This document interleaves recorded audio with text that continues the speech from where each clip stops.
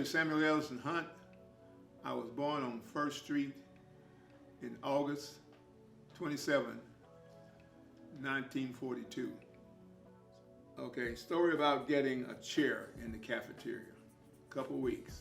I'm coming after the class at lunchtime, time to go to the cafeteria. I take my time getting there, slowly walking up there and everything. And there's nowhere to sit.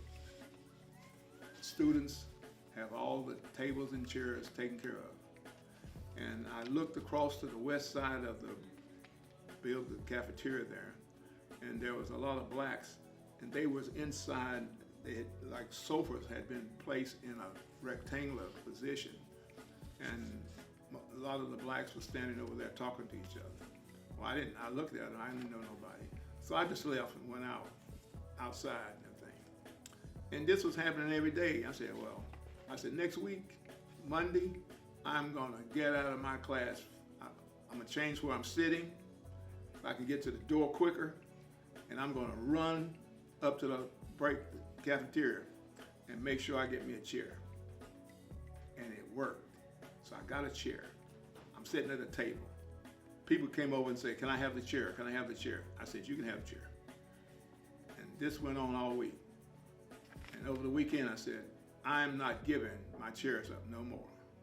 I said, you can come and sit with me, but you ain't getting the chair. So they come over and said, can I have this chair? I said, no, you can sit here, but you can't take the chair from here. And what I did, not knowing what might happen, I got me a bunch of sharp pencils that I laid on the table that I could get to quickly if I had to.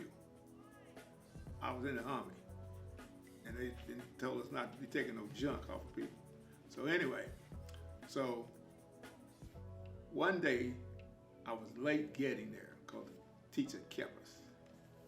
And would you believe that there was no one sitting at my table and all the chairs were still there?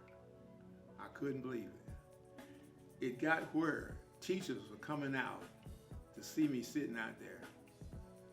All people sitting on the laps, laying against the wall, on the floor, and everywhere. And here, a black guy sitting at a table with 3 empty chairs. So one day, it happened. These 5 guys came over to my table. I said, well, this is it. I said, if I have to, I'm gonna get my pencils. I said, they'll know they was in something. And so they spoke, told me their name. I told them my name, and they asked me to sit down. I said, you can, but you can't take a chair. He said, no, we come to sit with you. I said, you did? I said, okay, sit down. I said, now what's up? They said, well, we went to school at Fred T. Ford, and this is our first year here. And President Pap came up to some of us and asked that we need to form a student body board of government. And we talked it over, and we're not prejudiced or nothing. And we want to be the first group to make a difference in this school in any kind of way we can.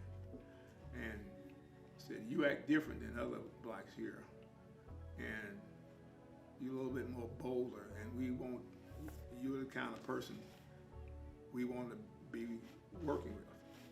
So we want to offer you the opportunity to become the first senator. And so what do you think?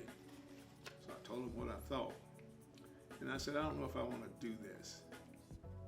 And they said, okay, what if we offered you president of the student body? I said, well, I have to go home and talk to my wife about this, but I'll let you know Monday.